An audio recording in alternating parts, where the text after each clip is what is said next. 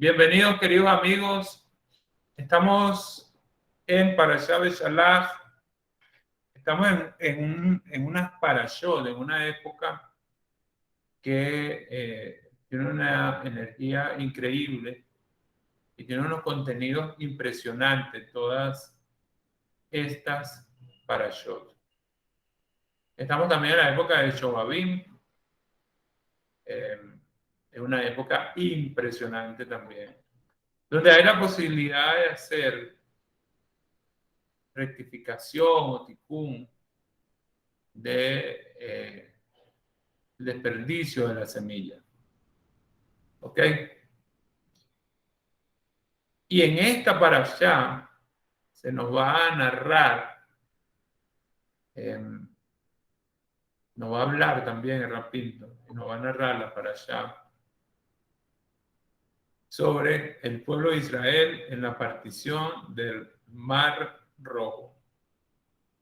Y esto quiero llevarlo o relacionarlo con ese momento en que muchas veces nos encontramos en la vida y tenemos a los enemigos persiguiéndonos, tenemos todas las vías de escape trancadas, donde no hay escapatoria, donde la única salida llega a ser casi que ilógica, poco razonable. ¿Cuál era la única salida que tenía el pueblo? Lanzarse al mar. Probablemente muchos sabían nadar, pero es muy probable que no todos sabían nadar. ¿Okay? Lanzarse al mar. Todos dicen, no, yo me lanzo. ¿Quién dice que no? Todo el mundo dice, yo me lanzaría. ¿Qué probabilidades hay de que eso en la práctica sea así de real? ¿Sí? ¿Qué posibilidades hay de que usted se lanzaría al mar? Y tenemos el caso de un personaje que se llama Nachshon Ben Aminadab. Este personaje, cada vez que pregunto, ¿cómo que se llama el primero que se lanzó al mar? Todos dicen 1000 nombres, pero a todos se les olvida que se llama Nachshon Ben Aminadab. Nachshon Ben Aminadab tiene una manera de actuar de valientes. Porque muchas veces para poder subsistir, para poder luchar, seguir adelante y superar a ese enemigo que nos está persiguiendo, hay que tener una actitud de valiente. ¿Sí se está entendiendo? Creo que estoy siendo lo más práctico posible en la explicación. Pero el pueblo de Israel tiene un enemigo también mucho más certero. ¿Cómo se llama ese enemigo que tiene el pueblo de Israel, que es mucho más certero? Él mismo vivió un tiempo en la casa del egipcio y aprendió a vivir como esclavo. ¿Sí? Ser esclavo era parte de su manera de actuar, era parte de su estructura. Recuerdo que un alumno mío estudió una vez este tema y él decía, Moshe Rabbenu sacó al pueblo de Israel de Egipto, pero el Mashiach va a sacar a Egipto del pueblo de Israel. ¿Sí se entiende la diferencia? Yo siempre he escrito una canción que se llama Te regalo estas cadenas. ¿Sí? Hay gente que ama las cadenas. Les gusta estar atrapado y amarrado. Y extraña cuando está libre. El Shabbat decía, somos libres ahora, salimos. Bueno, ahora vamos ¿para dónde? Al desierto. Llegamos a recibir la Torá los 3 días de lo que tanto se hablaba antes en las parashot anteriores. No llegamos chicha a recibir la Torá. Llegamos y salimos en una situación anómala. El pan, la masa, ni siquiera fermentó, ni siquiera creció el pan. ¿Sí se está entendiendo? Y no solo eso, sino que no nos dio tiempo para hacer unos buenos panes para irnos, sino que además que no nos dio el tiempo para hacer los pancitos, para llevarlos por el camino, llegamos a una encrucijada donde no tenemos para dónde ir. Estamos rodeados, atrapados. Y después que sucede el milagro, Nachshon Ben Aminadab se lanza. Mira, explica que se abrieron 12 túneles. No sé si ustedes sabían. La gente cree que es como la película de Charlton Heston, ¿viste? Pero una película que se abren 2 columnas de agua y él se para ahí todo como exótica de manera como esta imagen. Y el Midrash dice que eran 12 túneles. Desde el túnel 1 al túnel 12 se podían ver sin problemas, sin interrupción entre un túnel y el otro. Las paredes eran de cristal de agua. Quiere decir que si usted tenía sed, metía la mano en la pared y como un acto de nes, un acto milagroso, se podía saborear el agua. ¿Me parece una maravilla eso? Increíble, ¿no crees? Es increíble lo que estoy diciendo. El piso totalmente seco. Totalmente seco el piso. En una situación excepcional toda esta imagen. Milagros, ¿no? Nosotros tenemos que creer en Hashem, no por los milagros. Tenemos que creer porque tenemos que creer. No hay otra alternativa. No hay otro medio, no hay otra ruta, ni otra vía. La única alternativa es creer. Nosotros somos creyentes, hijos de creyentes, como la famosa canción judía. Somos creyentes, hijos de creyentes. ¿Ok? Yo creo con una completa todo esto que estamos diciendo, ¿sí? De una historia en el pueblo de Israel que creemos y le enseñamos a nuestros hijos además también a creer. Nuestra obligación como judío es creer y hay una obligación más grande, enseñarle a nuestros hijos a creer, a tener convicción, con certeza absoluta, sin espacio a la duda. Así como si yo digo que agarro este celular, estoy convencido total y absolutamente, y todos los que vean el video, los que me están viendo en vivo, saben que si yo digo que lo voy a soltar, ¿qué va a pasar? ¿Va a quedar suspendido en el aire? No. Si lo suelto, ¿qué va a pasar? Se cae. ¿O no? Es algo natural que va a suceder. Así tiene que ser nuestra convicción. No creer nada más, sino estar total y absolutamente seguro de Hashem. Salimos libres. Yo preguntaba en Shabbat, ¿libres para qué? ¿Para qué usted está libre? ¿Para perder el tiempo? El otro día iba por la calle y una persona iba cruzando la calle y venía un motorizado a toda velocidad cuando la luz le decía al motorizado que no debía ir a toda velocidad, debía estar parado porque no le daba pase la luz. Le decía, creo que era el señor Joshua Ponte que estaba conmigo, le decía, no entiendo para qué anda tan apurado. Quizás iba a salvar una vida, quizás puedo entenderlo. Las ambulancias que van todas apuradas y se comen la luz, y pasan, y van todas rápidas. Quizás eso lo puedo entender. Pero muchas veces anda la gente apurada en la vida, apurada para perder el tiempo en la vida. ¿Sí? ¿Libres para qué? Escucha esto. Salimos de Misraim y lo recordamos todo el tiempo. Ashehoxetija meere Misraim mi veda badin, decimos en la tefilá. Yo fui el que lo saqué a ustedes de Misraim. Mi veda badin, ¿de dónde? De casa de esclavos. ¿Escucharon el tema? De casa de esclavos. Pasamos por el mar, imagínate. Veíamos toda esta maravilla que le describí hace unos minutos. Una cosa increíble. Y salimos después del mar y a los pocos ratos estábamos haciendo un becerro de oro. ¿Cómo te parece? Explícame, ¿cómo después de haber visto las plagas en Misraim, cómo Hashem disminuyó a cero a todos nuestros enemigos? ¿Cómo esos momentos, esas situaciones de las Makot que eran sobrenaturales, demostraron la existencia del creador del universo? Y cómo en medio de eso, después de haber visto la grandeza de Hashem, ¿qué hicimos? Terminamos pecando con el becerro de oro. ¿No les parece increíble?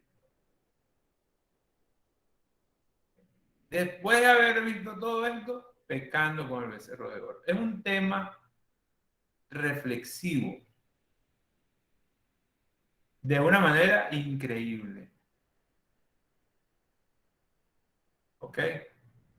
Son conocidas las palabras de Jajamín en Shemot Rabbah 21:6.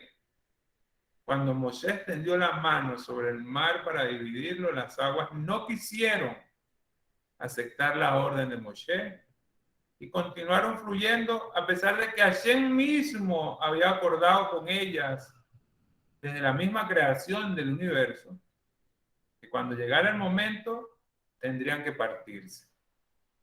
Y en ese momento sería cuando el pueblo de Israel saliera de Misraim. Y los egipcios los perseguirían para matarlos. Entonces el mar se abriría ante ellos y ahogaría en sus entrañas al pueblo egipcio. Al volver a cerrarse las aguas sobre ellos. Bereshit Rabbah 5:5. En la película de Charlton Heston sale el tipo tal y las aguas de una vez se abren. Entonces la agua está de hielo. No, ya va. No, nosotros vamos a seguir fluyendo. El Ora Jajaín Akadosh pregunta, Shemot 14:27. ¿Cómo puede ser que el mar no quisiera? ¿Cómo puede ser que el mar no quisiera abrirse ante Moshe? Negando así, de esa manera, negándose a cumplir un mandato divino. La pregunta es aún mayor. Si tenemos en cuenta que desde el mismo momento de su creación ya se le había dicho, se le había advertido. Además, en varios lugares del Talmud se relata que las aguas de los ríos se abrieron para dejar pasar a varios sadiquín, a varios tanaítas y amoritas. ¿Cómo puede ser que ahora el mar está rebelde? Las aguas en los ríos se abrieron, por ejemplo, cuando pasó Rabí Pinjas Ben Yair, está escrito en la Gemara en Julín 17a, historia. El Or Jajaín explica que la raíz de la diferencia entre un caso y el otro radica en que en la época de Moshe Rabbenu el pueblo de Israel todavía no había recibido la Torá y en consecuencia el pueblo no tenía suficientes méritos para cambiar el orden natural de la creación. No había una diferencia entre el uno y el otro, en teoría. No se habían convertido, diríamos. ¿Sí se entiende? El mar pudo haber dicho, son venenosos los dos. Ya va. ¿Qué diferencia entre uno y el otro? Pudo haber argumentado eso. La diferencia ocurre en la historia de la humanidad cuando Moshe, Kibel, Torah, Sinaí, está escrito en la Gemara Masej, en el Pirkei está escrito. Moshe recibió la Torah en el Sinaí. ¿Sí? Dice,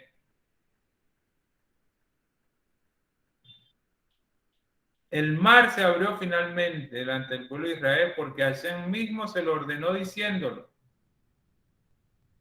Es cierto que no han recibido la Torah, pero están en camino al monte Sinaí para recibirla. Cierto que no la han recibido, todavía no, pero van en camino a hacerlo. Vemos que fue suficiente con la intención que tenían para que obtuvieran los méritos.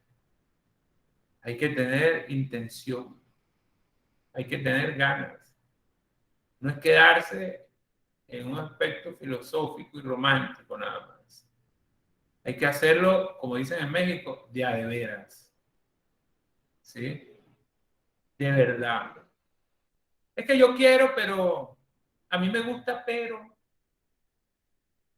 yo pudiera, pero lo que pasa es que escucharon todas esas muletillas que mucha gente usa. Y algunos dicen, a mí me gustaría estudiar, pero esas clases son muy caras. Pero, siempre hay un pero, para y por qué es. Hay que hacer el esfuerzo. Cuando la Torá continúa escribiendo lo sucedido, dice, el Eterno le dijo a Moshe, extiende tu mano sobre el mar y las aguas se volverán sobre los egipcios, sobre sus carruajes y su caballería. También sobre esto se pregunta el Or HaXaim Akadosh. ¿Por qué era necesario que Hashem le ordenara a Moshe que alzara la mano una vez más para que las aguas retornaran a su cauce normal? La única razón de la partición del mar fue para que el pueblo de Israel se salvara de los egipcios, dejándolos pasar a ellos y ahogando a los egipcios para culminar de esta manera con la persecución. Si el mar hubiera permanecido abierto para los egipcios y ellos también hubiesen cruzado, entonces, ¿cuál hubiese sido el objetivo de la división del mar? Por lo tanto, dice el Or HaXaim Akadosh, la orden de Hashem a Moshe de que levantara la mano una vez más resulta innecesaria porque el mar por sí solo debería retornar su curso en el momento adecuado. ¿Sí? En teoría parece innecesaria. Y yo puedo decir, como aprovechando este momento de lo que se está explicando, que muchas veces uno tiene que dar lujos de detalles con las cosas. ¿Sí? Tiene que ser meticuloso cuando dice las cosas, detalle por detalle. ¿Se acuerdan del famoso ejemplo? Pan, ¿para qué pedimos pan? Para comer. Te dan un pan verde, todo mohoso, con hongos. ¿Te lo comes? No. Ropa para vestir. Los zapatos para colocármelo. Yo que calzo 35, 35 más 9. Tengo que pedir unos zapatos que me queden bien. ¿Sí me entienden? Ropa para vestir. ¿Ok? En el libro de Teilín está escrito, el mar lo vio y huyó. Eso se refiere a que el mar vio la imagen de Hashem y se retiró ante su presencia. Eso explica que el mar necesitaba la revelación divina para poder partirse. Pero esto no se entiende. ¿Por qué dijimos que el mar debería haber cumplido con la condición que Hashem mismo le puso en el momento de la creación? Esto no fue algo rebuscado de Hashem. Como bueno, los egipcios estaban persiguiendo al pueblo de Israel. ¿Ahora qué hago? Vamos a ver. Vamos a negociar con el mar. Señor mar, mira, yo no me imaginé que los egipcios iban a perseguir a los judíos y ahora no tengo por dónde escapar. ¿Me colaboras partiéndote? No, desde antes ya Hashem ya le había colocado esa condición. ¿Qué necesidad había de que Moshe extendiera la mano para que el mar volviera a cerrarse sobre los egipcios? Sigue la pregunta. Nuestros jajamín explican en el Yalkut Shimoni de Shemot 234 al final, que el mar se dijo a sí mismo, estos hacen idolatría y los otros hacen idolatría. ¿Qué es superior el pueblo de Israel? ¿Por qué este acto sobrenatural que voy a hacer, tengo que hacerlo para salvar a unos idólatras de la persecución de otros idólatras? ¿No les parece válida la pregunta? El argumento que está haciendo el mar. ¿Ya? Dice, ¿acaso era posible comparar en ese sentido al pueblo de Israel con los egipcios? El pueblo de Israel estaba en proceso de Teshuvá. Se estaba alejando de los 49 grados de impureza y ya se había alejado de la idolatría. Entonces, ¿cómo es posible que el mar lo siga considerando en el mismo nivel que los egipcios? ¿Cómo puede ser que el mar siga considerando al pueblo de Israel en el mismo nivel que los egipcios? Tal vez a esta pregunta se hace referencia en lo que está escrito respecto a la generación de Isquiyahu, en el sentido de que no había en esa generación ningún niño ni ninguna niña que no fuera experto en alajot de pureza e impureza, con todos sus detalles, especificaciones. Y a Isquiyahu clavó una espada en la entrada del Ben Midrash y anunció que la persona que no se sentara en el Ben Midrash, que no se esforzara en el estudio de la Torá, terminaría muerto a través de esa espada. Sí dice en Sanedrín 94b.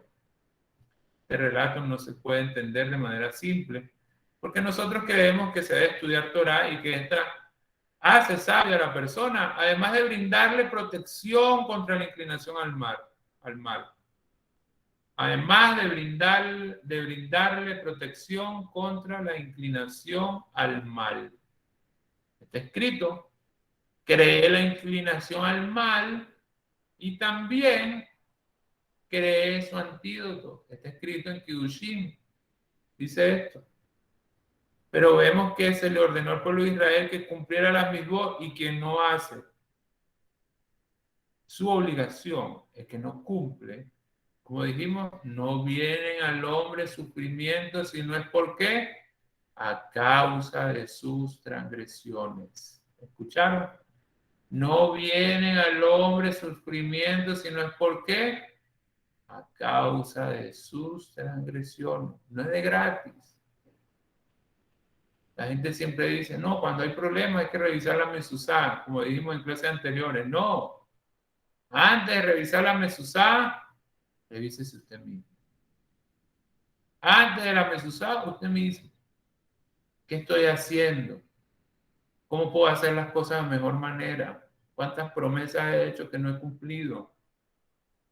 ¿Cuánto pude haber hecho en mis bodas y lo perdí porque me ganó la pereza, la flojera, ¿sí? La desfachatez que muchas veces, en la que muchas veces caemos.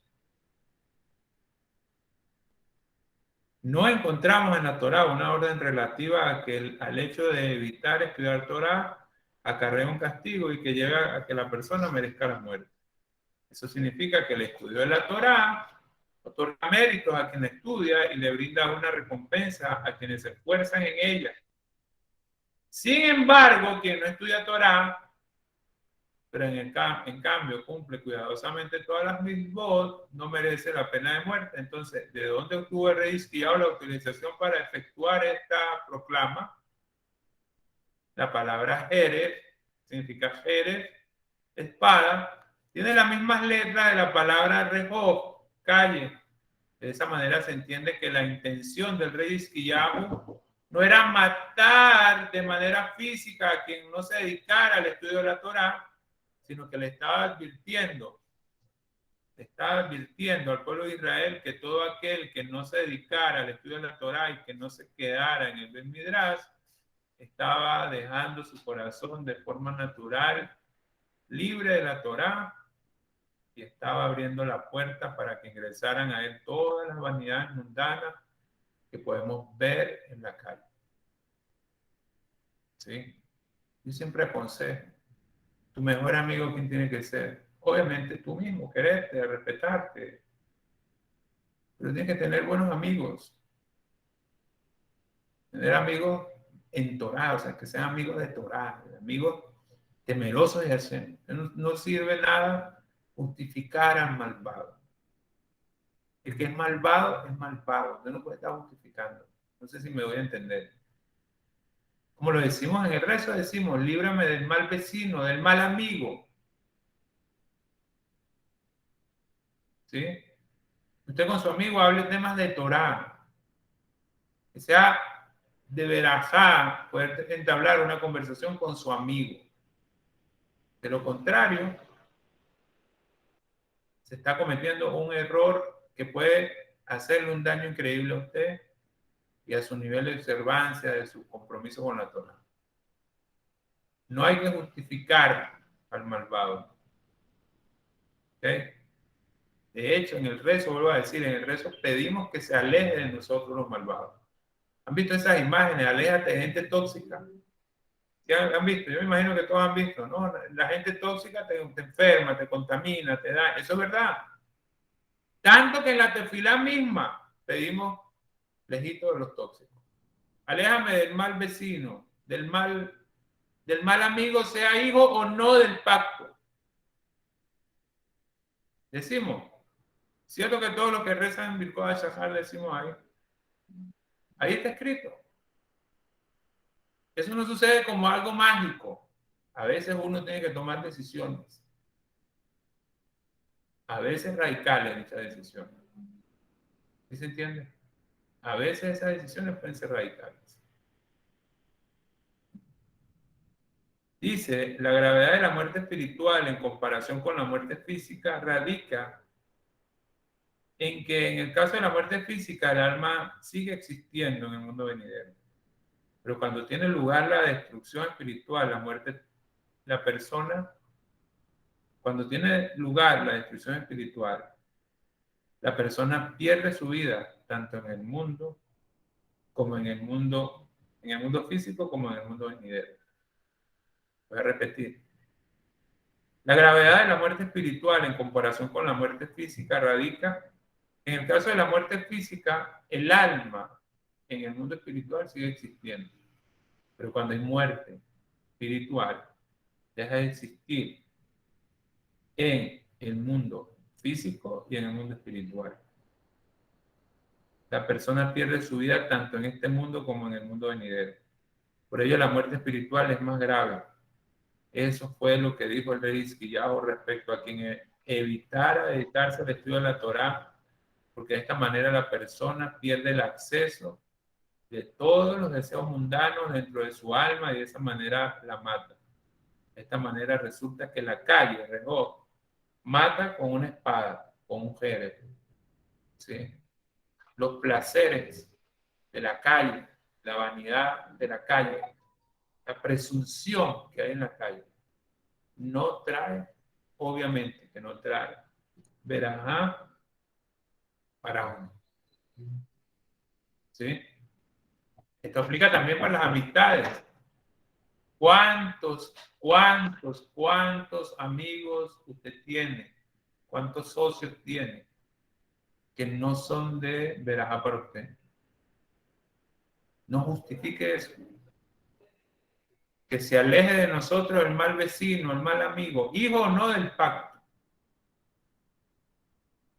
¿Ok? Vamos a entender ahora por qué en un principio el mar no quería retornar su curso para ahogar a los egipcios, argumentando que el pueblo de Israel también era idólatra y que todavía no habían recibido la Torá, por lo tanto no había nada que pudiera protegerles. El argumento de Hashem fue, si van en camino, están haciendo mérito, están en ese proceso, salen en Nisan, pasan el resto de lo que queda en Nisan en el desierto, todo el mes de Iyar, que dijimos Iyar, Ani Hashem Rofeja, yo soy Hashem el que los cura, y va a llegar Sivan y van a recibir la Torah. Así que vamos poco a poco, vamos en un proceso, hay que ser humilde en este proceso, humilde, aprender y aprender y nunca dejar de aprender. ¿Ok? Dice, el mar se reforzó al ver el enorme botín que reunieron los judíos antes de salir de Egipto, porque pensó que ese botín era producto de los deseos materiales del pueblo, que lo llevarían a caer nuevamente en la Oda Zará. Después de que Hashem le dijera al mar que esas riquezas se debían a la promesa que él le había hecho a los patriarcas, recién entonces el mar retornó a su curso normal. Podemos reforzar lo dicho a partir de estas palabras. Saquen o compren, respecto a lo que explica los Merfashim, que el versículo se refiere a que alejaran sus manos de la idolatría y que tomaran un carnero, el ídolo de los egipcios, para sacrificarlo. Al sacrificar al ídolo de los egipcios, también estarían matando el Yeser Hará que llevaba a la idolatría. Ese acto ayudaría a alejarlos de la mala cultura y del materialismo tan difundido entre los egipcios. Y por eso le dijo al mar que el pueblo de Israel no tenía ninguna relación con la idolatría egipcia. Porque ya en Egipto hicieron una prueba de fuego al hacer ese sacrificio, demostrando que no había odazar allá. El gran problema, recordando lo que decía el alumno mío, que salimos de Egipto y esperamos que venga el Mashiach verdadero, pronto en nuestros días, para que ese Egipto que todavía queda en nosotros se vaya. Porque muchas veces nosotros mismos todavía no nos sentimos totalmente libres. ¿Sí? Estamos recordando las arepitas que nos comíamos en Egipto, ¿sí? Las hallacas allá en Egipto, el pozole allá en Egipto. Estamos todavía en ese recuerdo, ¿sí? Todavía tenemos clarita la imagen de las quesadillas que nos daban allá los egipcios, con el agua de tamarindo que sabe a limón, pero es de parchita. ¿Sí se entiende? La mente tiene que ser totalmente libre. Tenemos que creer con absoluta convicción. Como decíamos, yo creo con fe perfecta, absoluta, ¿sí? En la venida del Mashiach Tzidkenu, que sea vingerado y amén, que sea pronto en nuestros días. Hay que tener emuná. Nos persiguen, venimos de ser esclavos, no veníamos de entrenarnos, que veníamos del ejército, que estábamos ya unos comandos. No, veníamos de una situación de esclavitud. Los que nos oprimían nos están persiguiendo. Por un lado no tenemos escapatoria, tenemos el mar, los que nos persiguen, etcétera. ¿Qué tocó? Desarrollar la emuná, lanzarnos con emuná al mar. Muchas veces tenemos miles de excusas. Y dice un famoso post que escribimos alguna vez, miles de excusas no sirven para nada. Miles de excusas no sirven para nada. Lo que pasa es que yo quisiera, pero es que a mí me da miedo. Quizás más adelante. Cierto que se consiguen mucho muletilla, mucho argumento para sostener el miedo que muchas veces nos maneja. Y nos olvidamos que tenemos que tener emuná. Como decíamos, emuná shelema, emuná completa. ¿Okay? Decimos Baruch, Leolam, amén, amén, que esto nos ayude a ser buenos y mejores judíos cada día. Hasta la próxima.